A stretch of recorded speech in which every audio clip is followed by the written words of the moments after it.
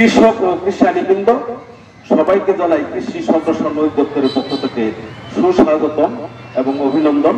আসলে কৃষি সমৃদ্ধি এবং এই দেশের অর্থনীতির চালিকা শক্তি হচ্ছে এই যে সামনে যে উপবিষ্ট আছেন আপনারা, সেজন্য এই বাংলার এই কৃষকদেরকে সেলুট জানাই।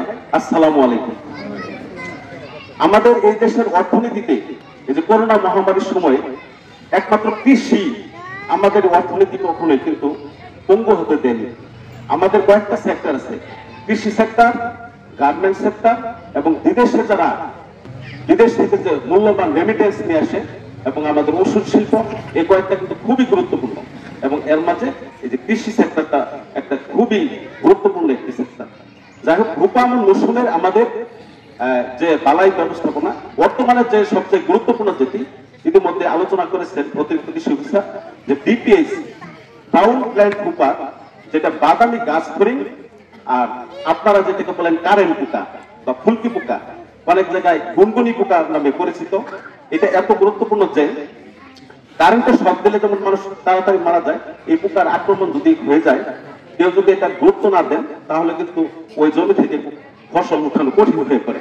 সেই জন্য আপনারা কিভাবে বুঝবেন, আলু ভাত যেটা আমাদের কৃষি অফিস থেকে উপসহকারী কৃষি কর্মকর্তা বৃন্দ আপনাদের দেখিয়েছেন, যে একটি গামলার মধ্যে একটু সাবান পানি নিয়ে একটি চার্জার লাইট ঝুলিয়ে দিলে সন্ধ্যার সময় ওই এলাকা ওই জমির পোকামাকড় কিন্তু এখানে আসে, তখন কিন্তু বোঝা যায় যে এই পোকাটা আসছে কিনা। এটা কিন্তু খুবই ছোট ছোট, জমির উপরে দেখে কিন্তু এটা বুঝতে পারবেন না। সেই জন্য এটার মাধ্যমে এটা শনাক্ত করতে পারবেন। আরেকটা পদ্ধতি আছে, ধানটা কিন্তু ধান বিলি দিতে হবে, বিলি দিয়ে ঘোড়ায় লক্ষ্য করতে হবে। উপরে দেখে মনে হবে দেখে গেছে, কিন্তু ঘোড়ায় যদি আপনি ভালোভাবে লক্ষ্য করেন তাহলে এটা কিন্তু বোঝা যাবে। এইভাবে শনাক্তকরণ করার সাথে সাথে এটা ইমিডিয়েট পদক্ষেপ নিতে হবে। আমাদের যে পদক্ষেপগুলোর মধ্যে জমিতে যদি পানি থাকে, পানি সরিয়ে দিতে হবে, শুকাই করতে হবে। আরেকটা হচ্ছে যে আলু খাদ্য শনাক্ত করতে হবে এবং এটা বিলি দিয়ে দিতে হবে, জমিটা বিলি দিয়ে দিতে হবে। 2-3 হাত পর আমরা বলি যে 10 লাইন পর 1 লাইন গ্যাপ রাখবেন গোপনের সময়। এই জন্য কিন্তু এটা গুরুত্বপূর্ণ। জমিতে আলু পাতা ডুববে এবং রোগ পোকামাকড় কম হবে।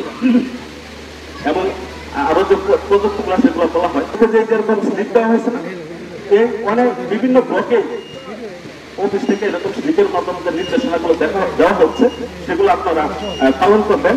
এবং অনুমোদিত কীটনাশক এর আগে বলা হয়েছে যে সঠিক সময়ে সঠিক মাত্রায় সঠিক ঔষধ সঠিকভাবে প্রয়োগ করা। এই বাদামি গাছ ফড়িংয়ের ক্ষেত্রে আমরা আইসোবুক তার গ্রুপের যে সবসে মিক্সিন, তারপরে ইমিডাফিন গ্রুপের ইমিডাফ সাইটোক্সিজাম গ্রুপের আছে, তারপরে একতারা, এই জাতীয় যে ওষুধগুলা সেগুলা কিন্তু খুবই কার্যকরী। এগুলো ব্যবহার করতে হবে। প্রয়োগের ক্ষেত্রে অবশ্যই এই আপনারা তো মেশিনের নজলটা আছে না, নজলটা কিন্তু ঘোরার দিকে দিতে হবে। উপরে প্রয়োগ করলে এটা কিন্তু কার্যকর কম হবে। সেই জন্য যেহেতু এটা ঘোড়ায় রস তো শেখায়,